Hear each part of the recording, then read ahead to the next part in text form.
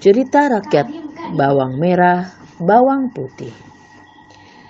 Zaman dahulu kala, di sebuah desa tinggal sebuah keluarga yang terdiri dari ayah, ibu, dan seorang gadis remaja yang cantik bernama Bawang Putih. Mereka adalah keluarga yang bahagia. Meski ayah Bawang Putih hanya pedagang biasa, namun mereka hidup rukun dan damai. Namun suatu hari ibu Bawang Putih sakit keras dan akhirnya meninggal dunia. Bawang Putih sangat berduka, demikian pula ayahnya. Di desa itu tinggal pula seorang janda yang memiliki anak bernama Bawang Merah. Semenjak ibu Bawang Putih meninggal, ibu Bawang Merah sering berkunjung ke rumah Bawang Putih. Dia sering membawakan makanan, membantu Bawang Putih, membereskan rumah, atau hanya menemani Bawang Putih dan ayahnya mengobrol.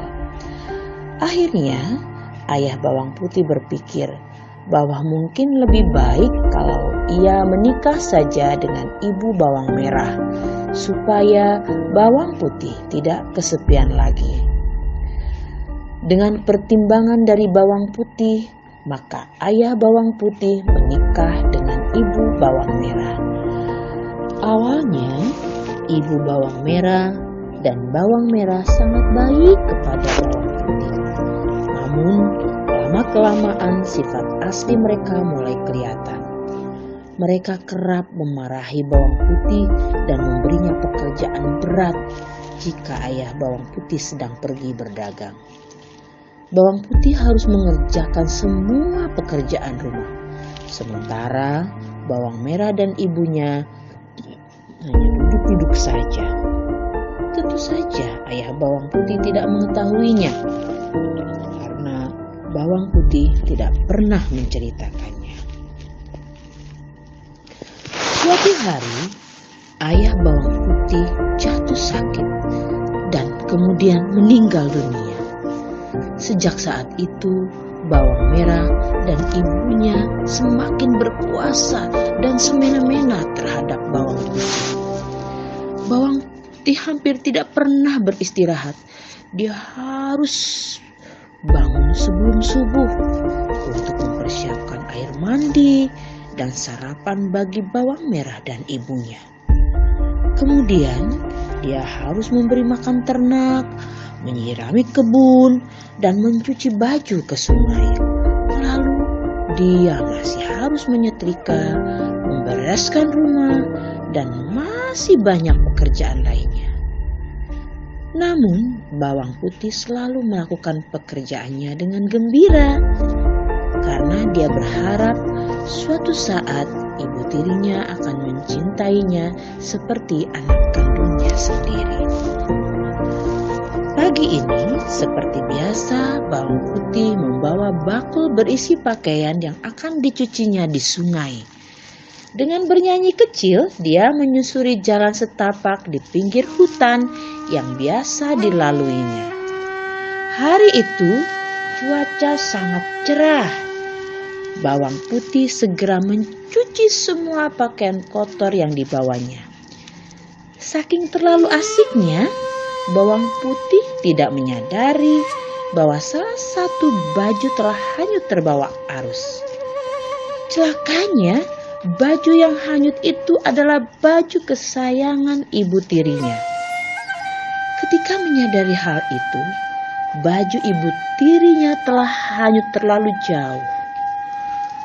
Bawang Putih mencoba menyusuri sungai untuk mencarinya, namun tidak berhasil menemukannya. Dengan putus asa, dia kembali ke rumah dan menceritakannya kembali kepada ibunya. "Dasar ceroboh!" bentak ibu tirinya. "Aku tidak mau tahu. Pokoknya kamu harus mencari baju itu. Dan jangan berani pulang ke rumah kalau kau belum menemukannya. Mengerti?" Bawang Putih terpaksa menuruti keinginan ibu tirinya. Dia segera menyusuri sungai tempatnya mencuci tadi. Matahari sudah mulai meninggi, namun bawang putih belum juga menemukan baju ibunya. Dia memasang matanya dengan teliti, diperiksanya setiap juluran akar yang menjorok ke sungai. Siapa tahu baju ibunya tersangkut di sana. Setelah jauh melangkah dan matahari sudah condong ke barat, bawang putih melihat seorang penggembala yang sedang memandikan kerbaunya. Maka bawang putih bertanya, "Wahai paman yang baik, apakah paman melihat baju merah yang hanyut lewat sini? Karena saya harus menemukannya dan membawanya pulang." "Ya, tadi saya lihat, Nak. Kalau kamu mengerjanya cepat-cepat, mungkin kau bisa mengejarnya," kata paman itu. "Baiklah paman, terima kasih," kata bawang putih dan segera berlari kembali menyusuri sungai. Hari sudah mulai gelap.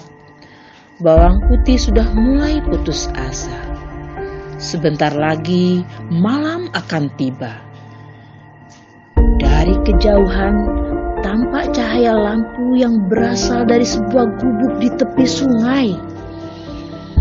Bawang putih segera menghampiri rumah itu dan mengetuknya. "Permisi, permisi," kata bawang putih. Lalu seorang perempuan tua membuka pintu. "Siapa kamu, Nak?" tanya nenek itu. "Saya bawang putih, Nek. Tadi saya sedang mencari baju ibu saya yang hanyut. Dan sekarang saya kemalaman. Bolehkah saya tinggal di sini malam ini?" tanya bawang putih. "Boleh, Nak. Apakah baju yang kau cari berwarna merah?" tanya nenek. "Iya, Nek. Apa nenek menemukannya?" tanya bawang putih. "Iya. Tadi baju itu tersangkut di depan rumahku. Sayang, padahal nenek sangat menyukai baju itu," kata nenek. "Baiklah, nanti nenek akan kembalikan baju itu. Tapi kamu harus menemaniku dulu selama seminggu. Sudah lama nenek tidak ngobrol dengan siapa-siapa. Bagaimana?" pinta nenek. Bawang putih berpikir sejenak. Nenek itu kelihatan kesepian. Bawang putih merasa iba. "Baiklah, Nek. Saya akan menemani nenek selama seminggu. Asal nenek tidak bosan denganku," kata bawang putih dengan tersenyum. Selama seminggu, bawang putih tinggal dengan nenek tersebut. Setiap hari, bawang putih membantu mengerjakan pekerjaan nenek. Tentu saja, nenek itu merasa senang. Hingga akhirnya genap sudah seminggu bawang putih tinggal bersama nenek tersebut. Lalu nenek pun memanggil bawang putih. "Nak, sudah seminggu kau tinggal di sini. Nenek senang karena ternyata kau anak yang sangat rajin dan berbakti. Untuk itu, sesuai janji nenek, kau boleh membawa baju ibumu pulang. Dan satu lagi, nenek akan kasih hadiah buat kamu. Ya, kau boleh ambil satu dari 2 labu kuning ini sebagai hadiah," kata nenek.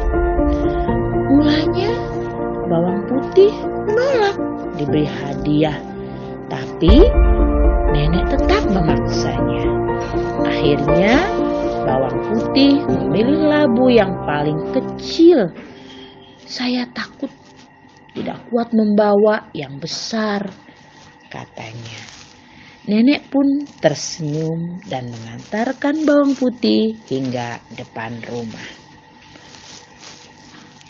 Sesampainya di rumah, bawang putih menyerahkan baju merah milik ibu tirinya, sementara dia pergi ke dapur untuk membelah labu kuningnya. Alangkah terkejutnya bawang putih ketika labu itu terbelah. Ternyata di dalamnya berisi emas permata yang sangat banyak. Dia berteriak saking gembiranya dan memberitahukan hal ajaib ini ke ibu tirinya dan bawang merah. Ibu tiri dan bawang merahnya dengan serakah langsung merebut emas dan permata tersebut. Mereka memaksa bawang putih untuk menceritakan bagaimana dia bisa mendapatkan hadiah tersebut. Lalu bawang putih pun menceritakan dengan sejujurnya. Mendengar cerita bawang putih, bawang merah dan ibunya berencana untuk melakukan hal yang sama. Tapi kali ini bawang merah yang akan melakukannya. Singkat cerita, akhirnya bawang merah sampai di rumah nenek tua di pinggir sungai tersebut. Seperti bawang putih, bawang merah pun diminta untuk menemaninya selama seminggu. Tidak seperti bawang putih yang rajin, selama seminggu tersebut bawang merah hanya bermalas-malasan.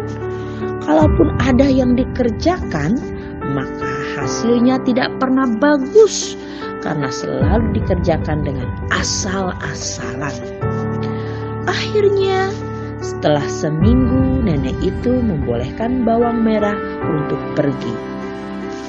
Bukankah seharusnya nenek memberiku labu sebagai hadiah karena menemanimu selama seminggu?